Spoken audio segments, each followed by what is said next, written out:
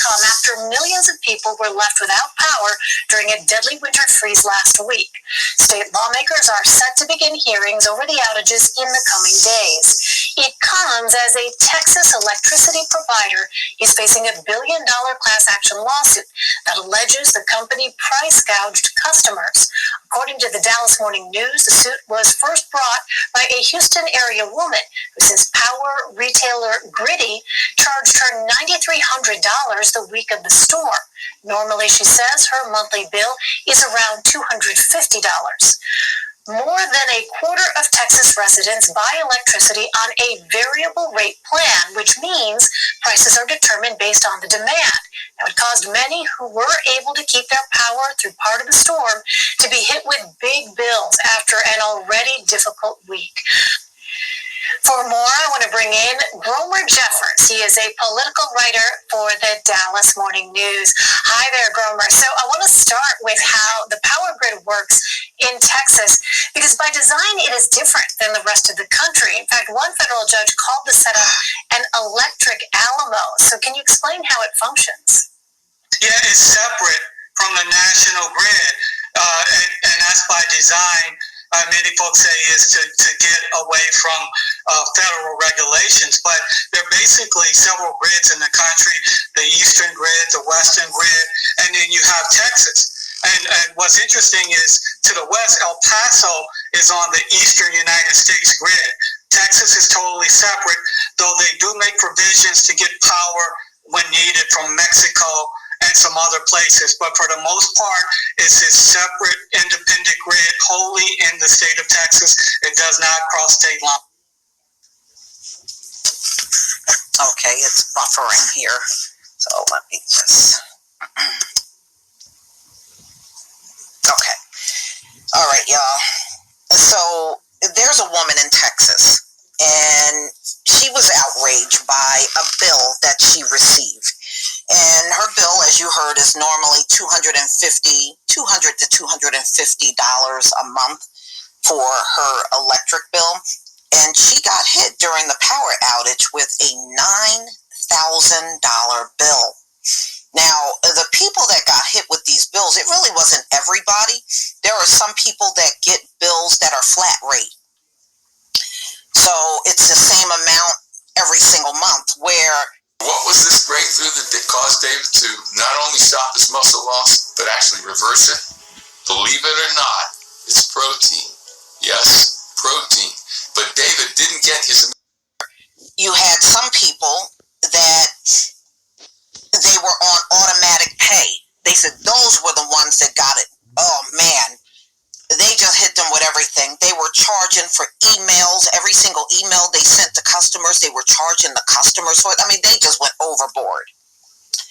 So consumer experts say more such lawsuits are likely to come. I tell you what, if you send me a bill like that and we had a power outage, I didn't even get to use the power, and you're going to bill me like that? Yeah, we going to court. We going to court, Texas.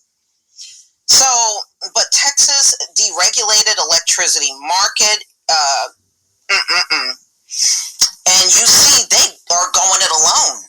So they're not on the different grids around the country. They are on a grid of their own. I don't know why they did that, but I can imagine, you know, it's like, who made that decision? So, one of the residents at Chambers County in Houston filed a class action lawsuit Monday against her electric provider, Griddy Energy. Okay. And according to the suit, she was charged $9,546 between February 1st and the 19th.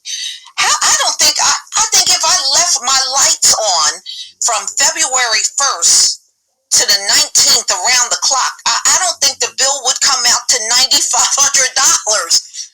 Wow, that is crazy. An amount 40 times higher than her typical bill of $200 to $250. So Giddy pulled $1,200 from her bank account on automatic pay. Now, I have to tell y'all, I don't have any bills on automatic pay. I manually pay my bills every month. I don't have anything on automatic pay. I don't know. It was just one of them things I never did. I just feel like I'm in more control if I do it manually.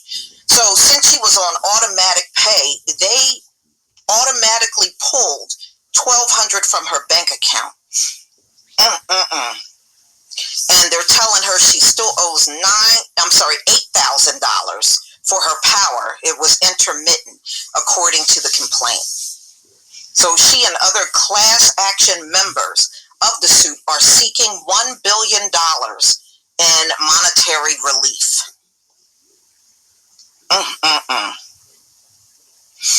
So she and her husband were mostly without power in their home. I think Shopify has definitely helped us and many businesses get started. Actually, my wife, she was the one that brought it to me. I was going hand in hand between different platforms, and it's actually teaching the stuff that we never thought that went into it. From Wednesday, February 17th, 2021 to Thursday, February 18th, 2021. At the same time, she hosted her parents and in-laws who were in their 80s. So I guess they had their family there with them during the power outage. Wow. Even then, she continued to minimize any power usage because of the high prices, the complaint read.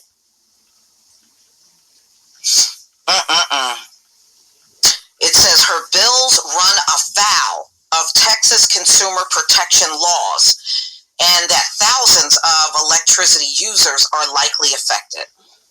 Griddy said the lawsuit was meritless. No, they're not. If you weren't charging them that before, but then when the power outage happened, you did, no, they got a case. They definitely do. It's not. You're trying to call it meritless. What is that supposed to mean? Seriously, those words are hollow. In a statement given to the Dallas Morning News, the electricity provider did not immediately respond to a request for comment from CBS News. On its website, the company states it did not profit from the high power prices. Yes, they did. And blame the Public Utility Commission of Texas for last weekend's astronomical hikes. Yeah, but I bet if somebody paid the bill, did you send their money back? I bet you didn't.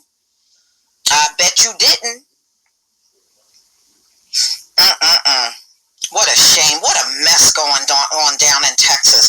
I was reading another article about the parasites in the water. They said you can literally, when you look in the water in Texas, I was reading, they said you can literally see the parasites floating in the water. That's pretty bad. And then you got all those pipes down there that got to be fixed. And you got a bunch of people that's probably going to have to relocate. Because of the water, you can't use the water. That's a long-term problem. That is not something they're going to be able to clear up right away. So, I don't know. What do you do? Sit in an area where you can't use the water? Or do you start thinking, maybe I got to relocate? I don't think I could stay in an area and I can't touch the water. I don't think I can do it. But y'all, please tell me what you think. I don't know, everybody don't have money to move. I'm fully aware of that. I definitely understand. Everybody don't have a lot of money out here, especially with COVID going on and so many people unemployed. You just can't up and run. I do get it. But please tell me what you think, ladies and gentlemen. Please leave your comment and subscribe. Don't forget to hit on the notification bell, and I'll see you on the next video. Peace, family.